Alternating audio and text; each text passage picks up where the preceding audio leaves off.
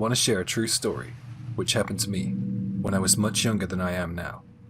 By the way, I'm a pretty old man, but I can't forget this. I lived in a seaside town when I was a kid. It was amazing. I lived opposite the beach. I used to earn pocket money as a kid by diving for clams, abalone, and crabs. Abalone brought the most money in. If I caught 3 or 4, I could get a ton of cash. Well, it felt like a ton when I was younger. Abalone are a kind of marine snail. I remember that day. I got up early and I headed to the Cape. There was a small cove there. In this area the waves weren't so harsh, and beneath the waves, the seaweed grew densely. Abalone can't resist seaweed, so I was sure I would get a great haul. The seaweed and kelp was so dense, I had to dive in way out and circle back round underwater. Push past all the seaweed to find the abalone. I usually would get lucky and find them when I turned over rocks on the seabed. The thing was, I wasn't finding the abalone, but I was finding other mollusks and shellfish. I didn't want to come all the way to the cove and end up going home empty-handed. It was incredibly tiring, diving down and foraging around on the ocean floor, but I was determined to find some abalone. I decided to begin a search further into the kelp and the seaweed. The seaweed was especially thick in one area, and I thought I would have a higher chance of finding them there. Kelp and seaweed can be dangerous. I have heard cases of people being entangled in it. I didn't know this back then. I was turning over stones on the ocean floor amidst the green seaweed. I remember this part very clearly. I had turned over 2 stones, and I needed to go back up to the surface for air. I froze. I was rendered completely motionless, unable to move, as just below the surface of the sea level, looming over me as I looked up towards the light filtering down through the ebbing waves, was a body. Submerged beneath a blanket of seaweed, the body cast its shadow over me. It was floating only a meter above me. I remember it, as clear as a bell. I remember the body looked so pale in comparison to the browny green seaweed. From the waist up, she was naked. Her hair swayed. Her eyes were open and peering down at me. For a second, it looked like her fingers were moving, but I knew this couldn't be possible. Yet it looked as if she was beckoning to me. I screamed, letting out a stream of bubbles. Seawater filled my mouth, and I remember swallowing a load as I desperately swam to the surface. I cut my arms and legs on rocks and barnacles on my way. I didn't care though. I had to get away. I was flapping, screaming, and choking as I broke the surface. A nearby fisherman ran over to me. I told him what I had seen, and I guess he didn't believe me at first. I mean, who would have? He dove in the water to see for himself. I saw him emerge with a pale look on his face, and I watched him race off in his bathing suit to a house nearby. He called the police, I guess. I didn't know what to do. I didn't hang around for the police. I didn't want to be in trouble. I don't know why I thought I would be, but in my head I assumed that they would think I had something to do with that poor girl's death. I watched from up on the cliff. I guess I wanted to at least see her come out of the water. I couldn't tell you why though. 3 hours passed before I saw a diver arrive and emerge with the body. Strange to have such a summer memory as a youngster, but this is one of mine.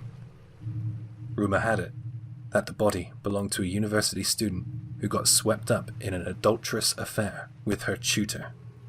Scared of his home life coming to an end, he decided to end something else to save it. Her life. I never found out if there was any truth in those rumors. It's been over 30 years now, but sometimes in my dreams, I see that young woman's face emerging amidst the seaweed. her floating above me, as if she was in the room with me. God rest her soul.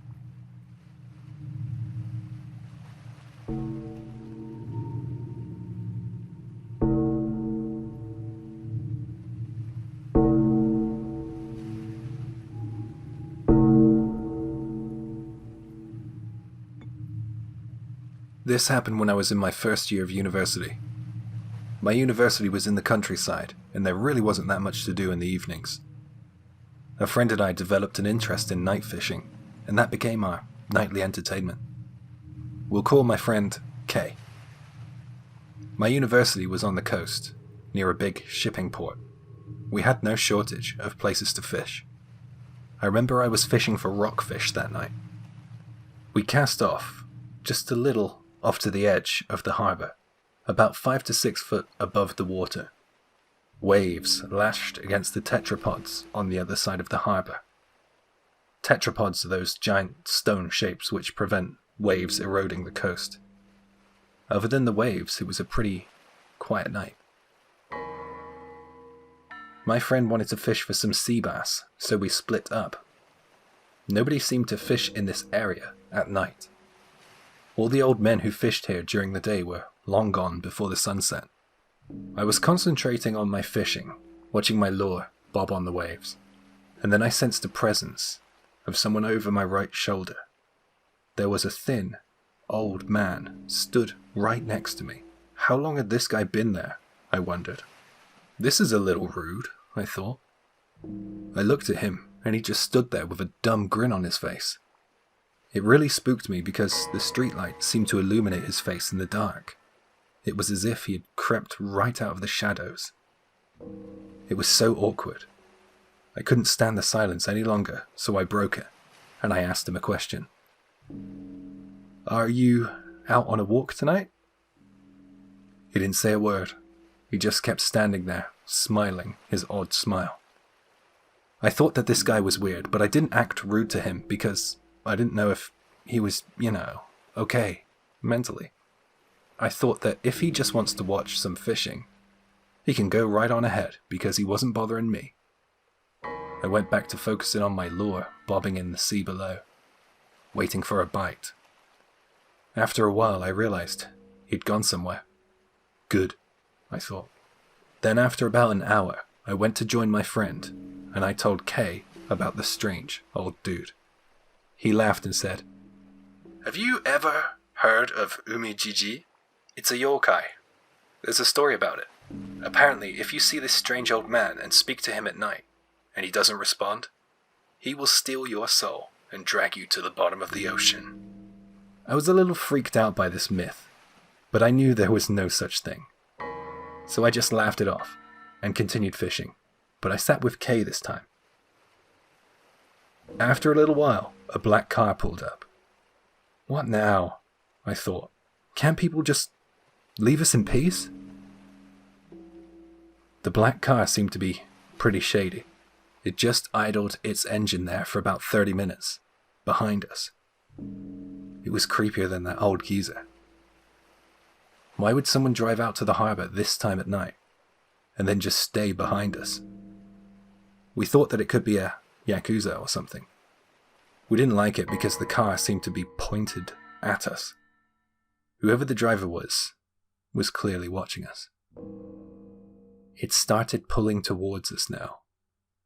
"Hey, it's not going to stop, what the hell?" my friend shouted. Anxiety raced through my heart. I tried to collect all our fishing gear to move out of its path. The car's speed increased, as if to aim at me whilst I was vulnerable. The distance of about 15 meters disappeared almost instantly. Kay managed to jump out of the way, but I didn't. The car hit me, and I clattered into some boat rope, mooring rope, and it got caught around my legs. Before I knew it, I was falling headfirst into the sea. I didn't even notice that the car was falling with me. The last thing that I heard was Kay shouting something as I entered the water. When I surfaced, I saw the rear of the car pointing downwards into the sea, sinking down into the deep. After that, I was hoisted out of the water by the very rope which had tripped me. Kay pulled me out, and we got the hell out of there. I called the police, and I heard the next day 2 bodies were found in the car. I remember seeing their photos on the news.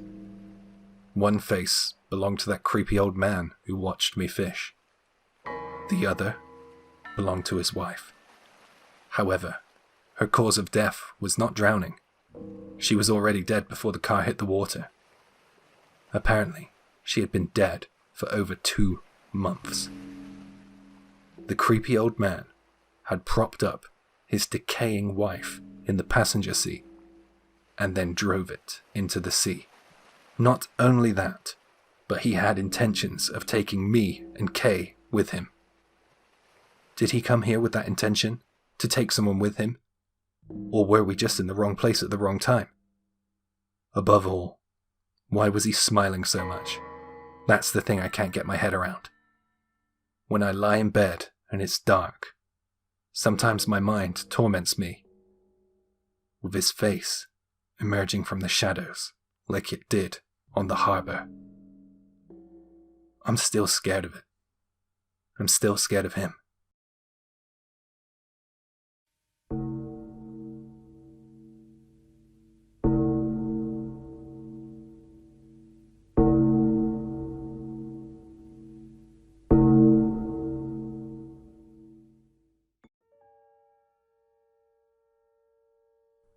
This happened when I was at university. A bunch of pals and I decided to go to the beach. There were 3 of us, 3 guys. We didn't really have a plan, we were just tooling around and driving about, and only hours earlier, we decided to go to the ocean on a whim. We wanted to go to an empty beach and go diving and mess around, without annoying any families nearby. We were driving along arguing about which beach would be the best and have the least amount of people on it. After a while, we decided on a gravel beach. There were only a few windsurfers off at sea. It was a part of the coast which none of us had ever been to before. We were impressed that we found somewhere off the beaten track. Before we went in the sea, we all blew up the inflatables. It was going to be a great time, we all thought. I'm going to be brutally honest, one of my friends absolutely sucks at swimming, so he wore an inflatable life jacket. We all ripped on him, but nothing too harsh. He didn't care either. The sun was out and the water was warm. It was a perfect day for swimming. What made it even better was the fact that there was no one around. One of my pals wanted to go to the bathroom. "Dude, we're in the sea," I said, and he just looked at me. "Oh, I got you, not that kind of... Okay, alright, yeah." We had spotted a bathroom in the car park. I was kind of tired of swimming around, so I followed him back to the beach. Our other friend was enjoying himself, swimming, so he stayed out at sea, in his life jacket. I lay on a towel on the beach and closed my eyes. I guess about 10 minutes passed, and that's when I heard somebody shouting, "Hey!" I looked out at the sea, and it looked as if it was our friend, with the swimming issues. "Hey!" he shouted again. I shouted back, asking him what was wrong.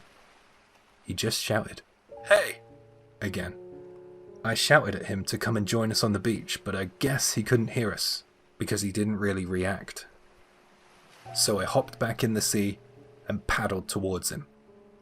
"What are you doing? You can't swim!" I shouted. Each time he just shouted, "Hey!" back at me. What the f*** is wrong with you? I wondered.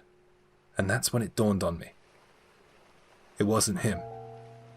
It was a guy, and he was roughly the same size as our friend, but it was not him. The dead giveaway was that this guy didn't have a flotation jacket on. The sun obscured my view of this guy, treading water in the ocean in front of me. My first thoughts weren't, "Who the hell is he?" but more, "Where the hell's my friend?" The guy who was yelling, "Hey!" had gone silent. He stared at me with a blank expression. My friend was nowhere to be seen, so I turned to swim off in another direction to search for him.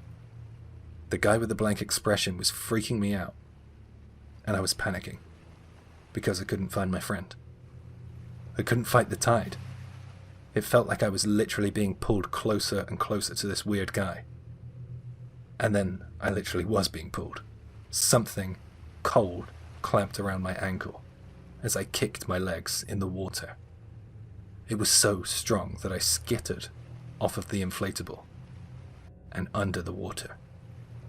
I saw the bubbles from my scream rise towards the surface as I went deeper below. Water filled my lungs. It was terrifying. Then I was being hoisted to the surface. A surfer who had happened by saw the whole thing and intervened at the right moment. A few moments later, and who knows, I might have been a goner. The surfer helped me back to the beach. I was spluttering the whole way. My two friends at the beach rushed over. They thanked the surfer again and again. They kept asking me what had happened, but I was so out of breath. The surfer answered for me. "I'm not coming back here again, guys. There's something in the water. Something that dragged your pal under. It didn't look human either. I only saw it for a second, but nah, I'm out. Grabbed your pal. Just pulled him right under. Nearly lost him. I nearly lost him. I've never seen anything like that. Bye, guys." There was a hand-shaped bruise around my ankle. We got the hell off of that beach. My friend, who we left at sea, said he had just paddled back about 5 minutes after we headed back, but he just went back to a different point on the beach. We went to a convenience store and spoke to a clerk there. We told him about the beach and what happened at sea. He knew the beach we spoke of. He said it was off limits to the general public. I guess we didn't see the signs. The reason why swimming is prohibited there is because of the frequent riptides. Apparently these riptides account for a fair few deaths each year, and potentially more missing people cases. Well, that's what they say. I think back to the moment when I heard something calling me out to sea, and then something pulling me under, and it just makes me think that something else other than riptides is at work.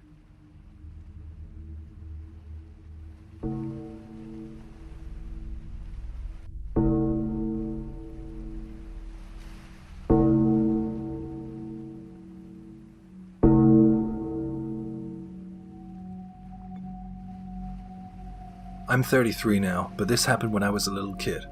I used to go night fishing with my dad during summer's vacation. It was amazing. I remember that we would fish from about 8 p.m. until 11.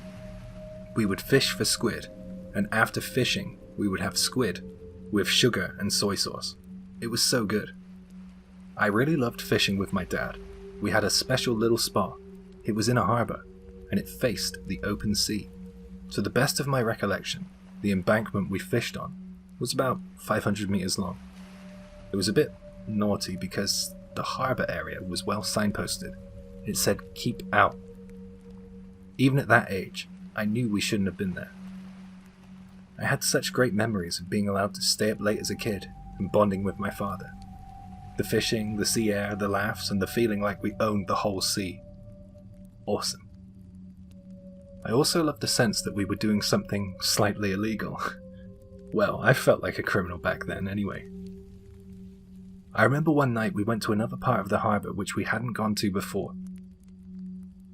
We rode in the truck longer than normal. I remember when we got out, watching the light from Dad's flashlight swinging back and forth as we walked along somewhere dark towards the sea. It was a different part of the embankment, the harbour. In the dark, unseen waves lightly crashed below, while wildlife chirped in unison. It was an amazing feeling. We were casting off together, and often my line would end up tangled in the seabed or between the rocks. My dad, he never got mad though, and when I would freak out about reeling in a catch, he always helped me. He didn't let me panic. After we landed 2 squid, he stopped and said, I forgot the radio. I'll run and grab it. Hey, keep an eye on those lines. I won't be a second. Oh, stay where you are as well. Don't walk around. It's a hell of a drop off the edge." This freaked me out a bit, but I loved the responsibility. I was so determined not to fall in, I ended up lying on the ground. I remember I rolled over, looked up to the starry sky, and I heard some footsteps approaching. I turned to face the sound of the footsteps, thinking, oh wow, Dad's back quick. A torch was shone in my eyes. What did you catch? The flashlight moved from my eyes to our catch bucket. 2 weird-looking young guys were stood in front of me. One of them was a big, chunky guy. He had a real, intense stare. You caught 2, huh? Nice. Really nice. Wow. You did a great job there, buddy. They're really big ones too, huh? They stood oddly close to one another. It was as if they had some warped sense of intimacy. They were talking to me as if I knew them. Something was up with these guys. They freaked me out, and I didn't know where my dad was. They were crouching over our catch bucket, dipping their hands in. There was no hesitation with them. Just right in. They started to move closer to me. I asked who they were, and I told them not to touch our stuff. I guess I was more irritated than scared. I was in charge until Dad came back, and I hated these guys. I kept making tutting noises and tried my best to display my irritation with them. I must have been pretty fearless. Hey kid, did you catch these? By yourself? Are you by yourself? Is someone else fishing with you tonight? The big guy asked. The other one was silent. He hadn't said a word. I'm with him. That's my son, my dad boomed. He was back, with his radio too. Oh, you like squid, guys? Why don't you take one? My dad said. Yeah, we're fishing tonight here too, the big guy said. My dad handed over our catch with a big, dumb smile on his face. I couldn't believe it. Who were these guys and who the hell were they to take our catch? My dad seemed so weak. He was being super nice and weird. The other guy, who had been silent up till now, said, We're gonna want something more. That's not enough. I couldn't believe how rude this guy was. Well, funny you should say that. One of my pals is in the car park.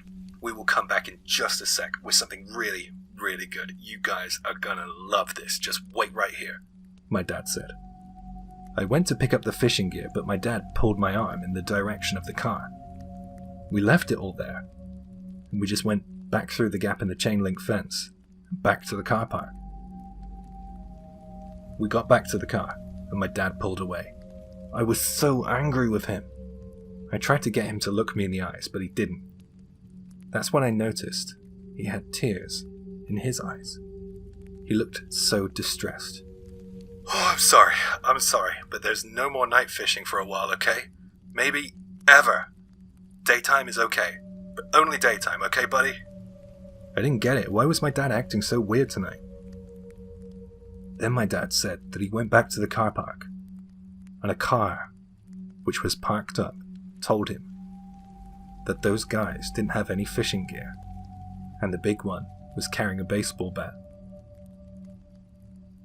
Dad said that as he approached, he could see the bat behind this guy's back.